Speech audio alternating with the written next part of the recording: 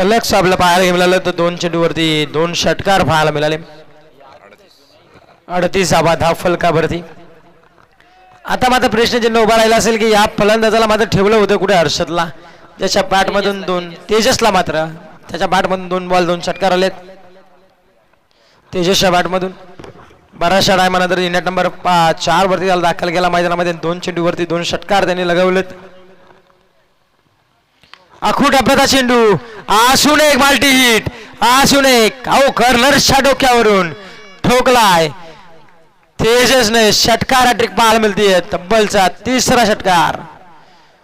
षटक क्रमांक पाहायला गेलं तर दुसरं देखील